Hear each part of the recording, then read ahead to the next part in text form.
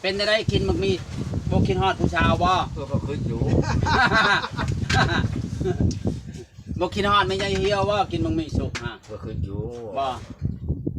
ไม่ทันไกลกัน เป็นแนวไกลนี่ก็ ขึ้นใกล้ก็ ตูมีจีบเดือนนี้เราจีบสาว4คน คัดว่าใกล้ก็จะแกงเป็นเจียวเมื่อกินอยู่ดอก จีบผู้ชาวเดือนเดียว4คนบ่ FC จนว่าป้อตูมีชักเป็นกระดอกกระดอแท้ก็ว่า จีบชาวนี่จนว่าบ่ฮู้ว่าเราสิเอาใครกันแน่ครับว่า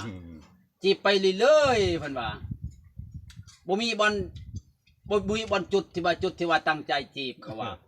จีบไปเรื่อย โยไปบ้านวันใดก็พังเมืองฮีดเมืองคลองมันเป็นธรรมดา ๆบ่ เลี้ยวหาจะบ่เห็น บ่ บ่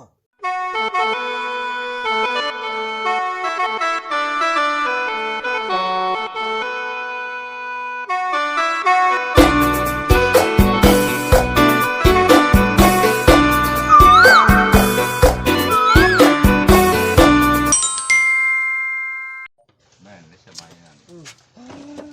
สมัยนั้น สบายดีพี่น้องมื้อนี้สิพามังมีสู่ตูมีกิน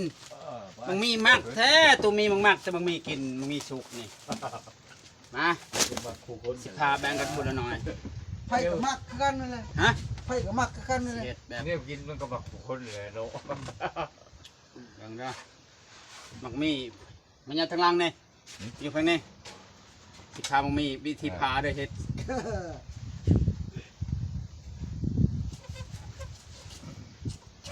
ปล่อยไว้มื้ออื่นบ่ได้มื้อนี้สุกโพด เฉพาะคืนนี่หอมนี่โดนชุกแล้วบ่ หอมบ่ มันมี ได้ยินบ่ ได้ยินอยู่ มาอยู่ทางพี่มาอยู่ทางพุ่นอยู่ทาง อันนั้นทั้งมัน อยู่ทางหลังคอยพี่ว้าวมีในโพดใหญ่เนาะ นี่ใหญ่ บางมีเนี่ยก็จะพาเนี่ยได้กินหมดบ้านนั่นเนี่ยนะเอาให้โคหมดได้คนเนี่ยนะ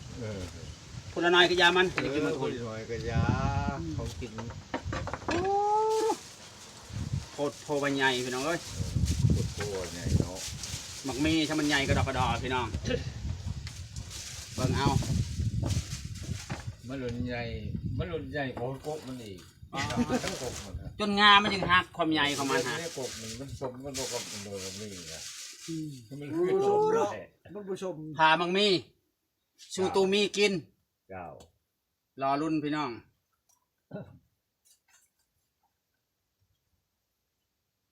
ถึงว่ามังมีเนี่ยพาขายได้แชนปลาย ไปเลย แชนปลายมาได้ไหนฉันขายเป็นหน่วย80แบบเขาไปผ่าคายหนู ผ่าคายแล้วได้แสนปลายไปไหน แล้วมันมียามนี่ มังมีนี่บัวทีขนาดได้ มันอึดได้มียามนี่มันมีธรรมดาในบ้านมันหักกระพุ้ง โคตรว่าใหญ่พี่น้องเอ้ย เขาไม่เห็นจะมีนี่เรียกหน่วยบางไง โอ้อะไร มันหักกระใส่พังในบ้าน เดือนหกพุ่นนั่น ก็มีธรรมดา เดือนห้าพุ่นเดือนที่ เขาเอาได้ลูกก็เขาได้สองสามก๊กผลเบ้กินช่ำคือสิตายบุญจักเลย แม่กินแล้วป่ะ Ờ. ยางกำลังออก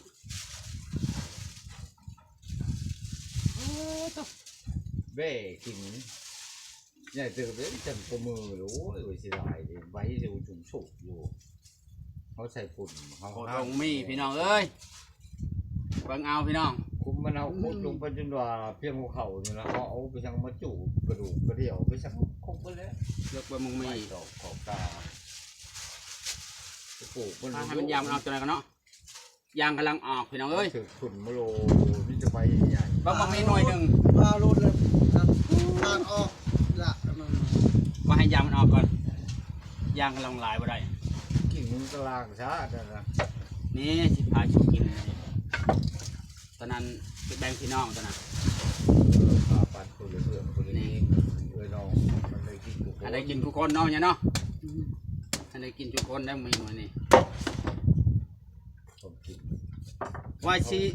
คันเขาได้กินเขาก็ว่าดี ว่า ใครคือกัน ให้ได้กินน้ำได้ดีป่ะ ได้กินหมดทับแก่คนเราได้กินแล้วว่าดีได้ฉี่แล้วว่าม่วน โอ้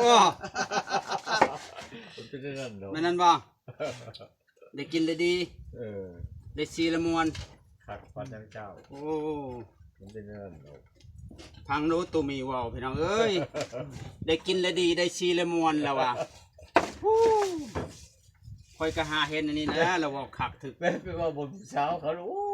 เออ ไม่ใช่ว่าเราบอกเผิกเขา เคยบอกเพิ่นเขาว่าบอกคักแล้วคนว่าตลกเนาะ แท้ๆเขาก็ว่ามักอยู่แล้วว่าแบบนี้นะ ว่าตลกเขาไม่ได้บอกเพิ่ม เขาว่าใช่เขา แม่น เขาว่าได้กินดีๆ หยอก กินสมวนเลย เขาว่าตูมีน่ะตลกเก่งได้เขาว่าได้เขาสิว่าไปสิได้ ร่างเสียก็ร้องเพลงเลยเสียเขา มาเด้อผู้ใดอยากมังมีเด้อกำลังพาเด้อพี่น้องเด้อก ำลังพาก ำลังพามังมีนี่ เจ้า โอ้ตัวคักเลยนี่เบิ่งสิพาให้ชิมกันเด้อในนี้เด้อสิให้ชิมในนี้ก่อนได้จะได้เอาเมื่อบานได้ให้ชิมก่อนกันบ่ชิมก่อนบ่ได้เมื่อมันฮะ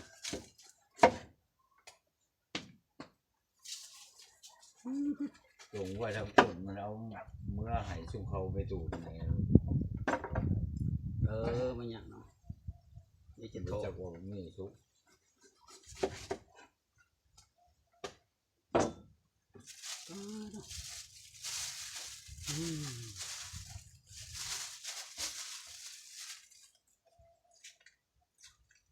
กำลังดีเลย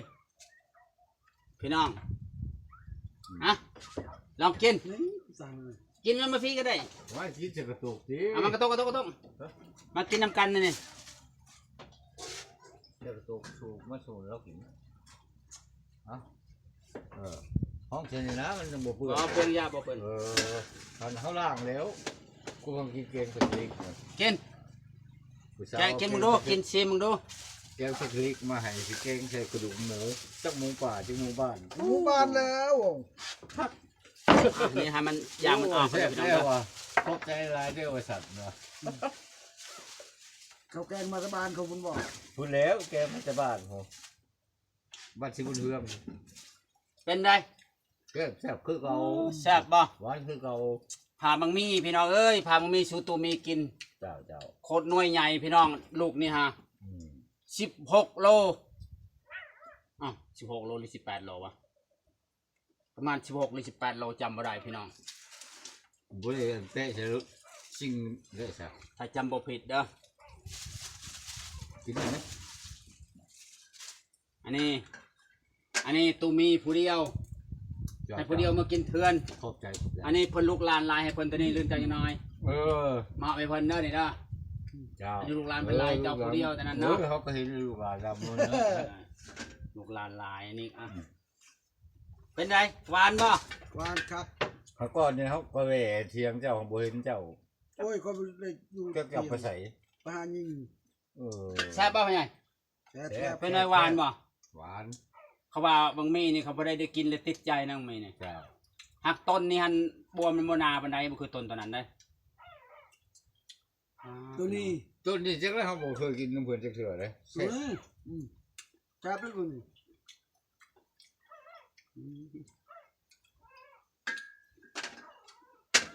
ตะกัวอยู่ตัวนี้ อืม ต้นตัวนี้ก็แซ่บสองต้นต้นนี้แซ่บบ่ปานใด อืม มันอยากบางต้นน่ะหักบ่ทื่อตัวน่ะ คนมาคนละพันอันนี้1,000เด้อขอบ คนละพันนะ อืม คนละอย่างกัน คนละแนวกันตัวเบิ้ง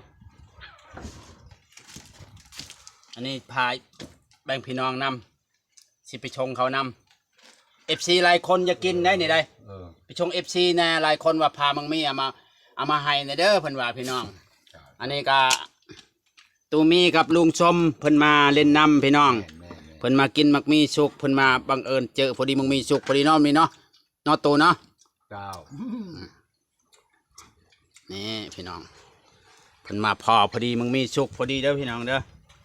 ไม่กินง่ายแล้วแบบมันแต่โดนง่ายเลย นั่นเด้พวกนี้ก็แก่แล้วฮะ นั่นนะ พวกนี้ก็แก่พวกนั้นแซ่บได้อ เจ้าของเดือนนี่เจ้าของจะกินเนาะ เออบ่ บ่สุกดอกยังบ่สุกดอก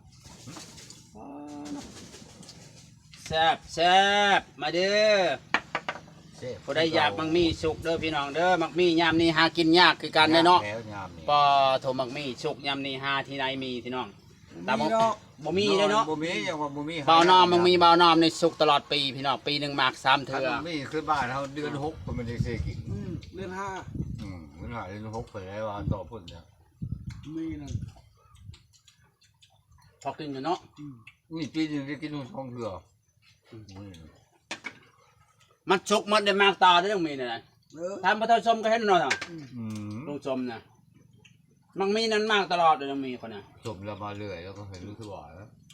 เขาจนบอกว่าเจ้าปลูกมักมีนี่ได้คือว่ามากตลอดปีว่าเขาก็บ่ฮู้คือกันเขาก็ปลูกคือหมูแต่ว่ามันมากตลอดพี่น้องนี่แหละว่ามันเป็นย้อนหยังเขาว่าคนบ่มีลูกมีเมียเนี่ยปลูกมักมีเนี่ยมากบ่จักเดือนบ่จักปีก็ว่ามากคนอยู่ผู้เดียวบ่มีไผกินเขาว่ามากบ่มีไปกินดิ นั่น กระโมว่านี่แหละ ครับหนู ไปโนมูลไผมาก็ได้กิน นั่ มัน น หาถึงมือมันเนาะ มันสิพ ค ยา รับ ชู พี่น้องมาเด้อมาเด้อพี่น้องจักมียังมีสุกเด้อครับป้าเนี่ย ไผมาสรุปพอก็ได้กินคือว่านี่เนี่ยจบมาแล้วก็ได้กิน กิน ไปเอา ครับบ่ แล้วบ่มาก็บ่ได้กิน ตัวมีเป็นได้กินมักมีบ่กินฮอดผู้ชาวบ่ ก็ขึ้นอยู่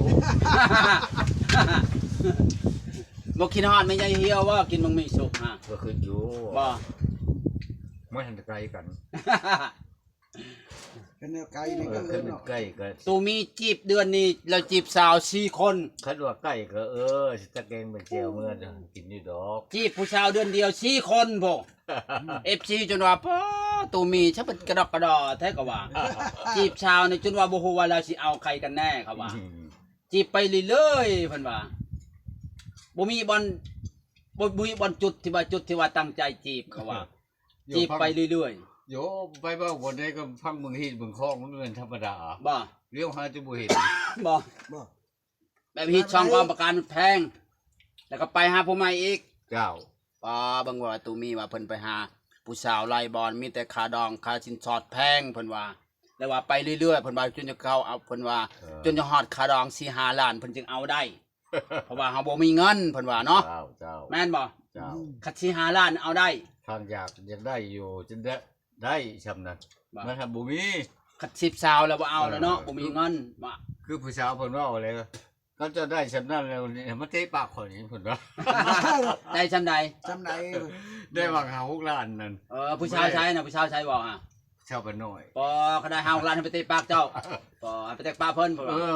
เขา จั ไม่ ก ได้ แล้วคันผู้ชาวมักเนาะ